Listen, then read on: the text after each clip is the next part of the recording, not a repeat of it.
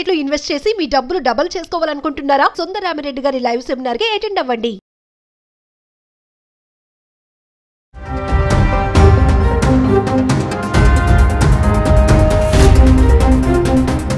నమస్తే, welcome back to Suman TV. Present మనతో పాటు ఉన్నారు అనలిస్ట్ మందర కృష్ణారెడ్డి గారు. నమస్తే సార్. నమస్తే అమ్మా.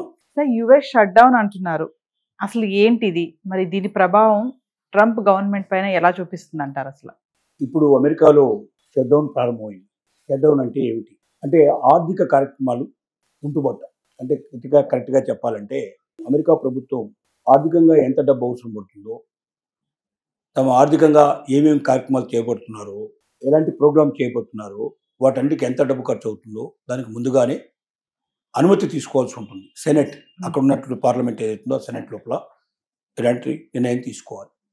డెమోక్రాట్లు అక్కడ రిపబ్లికన్స్ ఇద్దరు ఉన్నారు.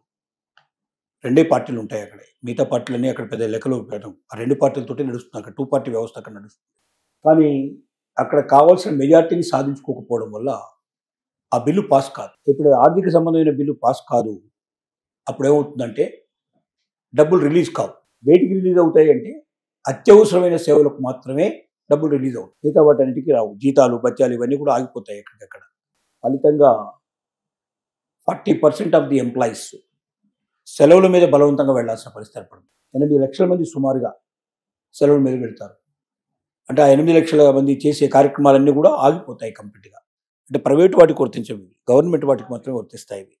దీనివల్ల ఏమవుతుందంటే చాలా కార్యక్రమాలు ఆగిపోతాయి. పబ్లిక్ చాలా ఇన్కన్వీనియన్స్ ఏర్పడుతుంది. అత్యవసరమైన సేవలు మాత్రమే, అంటే మెడికల్ సేవలు లాంటివి, తర్వాత ముఖ్యంగా ఈ క్లీన్ చేయటం, దాన్ని మొత్తం కూడా పారిశుద్ధ్యం చేసేటువంటి అట్లాంటివి కొన్ని మాత్రమే నడుస్తాయి. మిగతావి మాత్రం కొద్దిగా రిలాక్స్గా ఉండేవి ఏవి కూడా నడవు.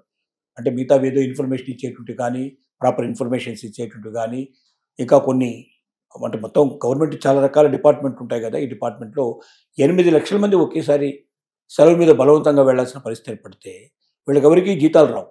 ఈ జీతాలు ఎప్పుడు వస్తాయంటే మళ్ళీ షట్ డౌన్ పోయి ఆ తర్వాత ఇదంతా బిల్ అంతా ఆమోదించబడి పర్ఫెక్ట్ అయిన తర్వాత అప్పుడేదో ఆ సెలవులు కూడా వాళ్ళు చూసి కొన్ని రెక్కలు కట్టి మొత్తం మీద ఇస్తారు. కొంత నష్టపోయే ప్రమాదం డెఫినెట్గా ఉంటుంది.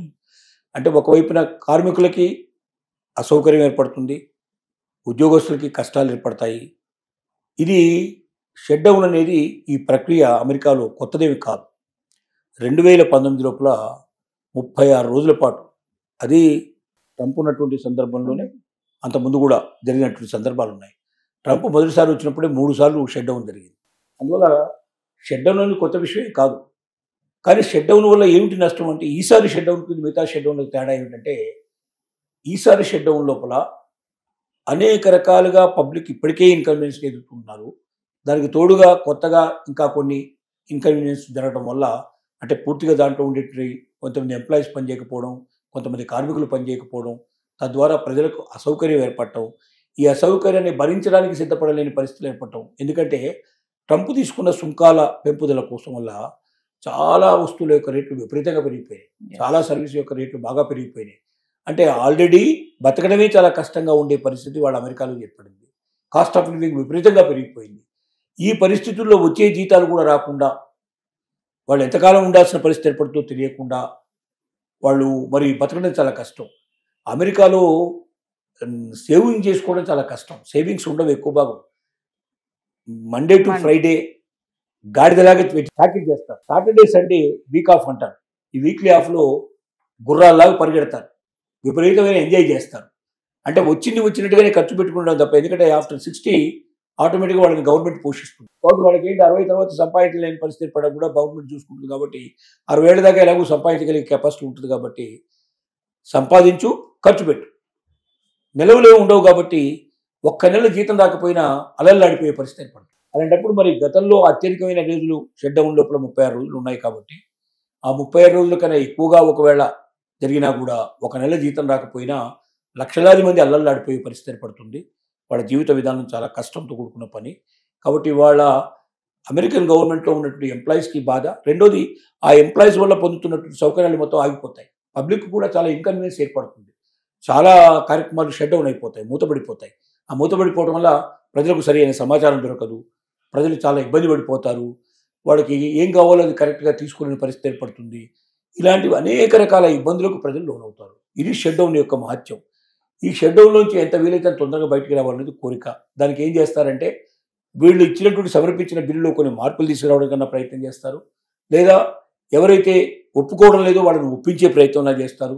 రకరకాల పద్ధతుల ద్వారా వాళ్ళని నేరుగా కలవడం ద్వారా కానీ, వాళ్ళని మధ్యవర్తులు పంపించడం ద్వారా కానీ, దాని యొక్క ఆవశ్యకత ఎంత ఉంది, అది పెట్టడం వల్ల అమెరికా ప్రభుత్వానికి ఏం లాభం రాబోతుంది, ఇలాంటివన్నీ అనేక రకాలుగా వాళ్ళలో ఆలోచన కలిగజేసి వాళ్ళ అంగీకారం పొందేటువంటి ప్రయత్నం ఉన్నా చేస్తారు.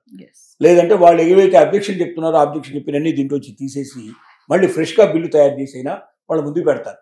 దాన్ని అలాగ ఆమోదించుకునే అవకాశం ఉంది. ఏది ఏమైనప్పటికీ షట్ డౌన్ వల్ల మన భారతీయులకు చాలా పెద్ద గొప్ప నష్టాలు ఉండవు. అయితే ఈ సమాచారం దొరకని పరిస్థితుల్లో కొన్ని డిపార్ట్మెంట్లో వాళ్ళు పొందాల్సిన సమాచారం ఇన్ టైంలో దొరకపోవడం వల్ల వచ్చే ఇబ్బందులు తప్ప మిగిలినటువంటి ఇబ్బంది. ఎందుకంటే మన వాళ్ళందరూ ప్రైవేట్ జాబ్లో ఎక్కువ చేస్తారు, గవర్నమెంట్ జాబ్లో ఉండేవాడు చాలా తక్కువ, వెరీ వెరీ రేర్ పర్సెంటేజ్. కాబట్టి ఎక్కువ భాగం ఎవరైతే అమెరికన్ పౌరులు ఉన్నారో అక్కడ లోకల్గా వాళ్ళు గవర్నమెంట్ జాబ్లలో కూరుకుపోయిన వాళ్ళు చాలా మాగ్యం ఉన్నారు. కాబట్టి వాళ్ళకి ఎక్కువ ఇబ్బంది కలిగే అవకాశం ఉంది. దీనివల్ల ప్రపంచానికంటే ఇతర దేశాల నుంచి వెళ్ళే వాళ్ళకి అక్కడ కావాల్సిన సమాచారం టైం దొరక్కపోవడం వల్ల వాళ్ళు ఏ ట్రైన్స్ ఏ టైంకి వెళ్తున్నాయి, ఏ ఫ్లైట్స్ ఏ టైంకి వెళ్తున్నాయి, ఎక్కడికి వెళ్తున్నాయి, ఇలాంటి మామూలు సమాచారాలు కూడా దొరకడానికి కష్టమైపోయే పరిస్థితి పడుతుంది. దానివల్ల చాలా ఇబ్బంది పడతారు వాళ్ళు. అలాంటి ఇబ్బందులు కలగకుండా షట్ డౌన్ ఎంత తొందరగా క్లోజ్ అయితే అంత తొందరగా అక్కడ ప్రభుత్వానికి మంచిది, ప్రజలకు మంచిది. దానికోసం వాళ్ళు సత్వర నిర్ణయాలు తీసుకునే ప్రయత్నం. దీనికి అందరికీ కారణం ఈసారి ట్రంపే అని చెప్పాలి. ట్రంప్ చేసే విధానాలు, ట్రంప్ మొదటిసారే ఇవి ఏవీ లేకపోయినప్పుడే 3 సార్లు మూతపడిందంటే, షట్ డౌన్ వచ్చిందంటే, ఈసారి ఎన్ని షట్ డౌన్లు వస్తాయో చెప్పడం చాలా కష్టం. షట్ డౌన్ వచ్చినప్పుడల్లా కొంత నష్టపోతుంది ప్రభుత్వం, ప్రజలు కొంత నష్టపోతారు, ఉద్యోగులు ఇంకెక్కువ నష్టపోయే ప్రభుత్వం జరుగుతుంది. ఇలాంటి ప్రయత్నాల నుంచి బయటపడాలంటే ట్రంప్ తన విధానాలు మార్చుకుంటేనే అన్ని అమల్లోకి వచ్చే అవకాశాలు ఉన్నాయి. మళ్ళీ అమెరికా ఒక పద్ధతి ప్రకారంగా చక్కగా ఆర్థిక వ్యవస్థను పుంజుకోగలిగే అవకాశం ఉంటుంది. Thank you.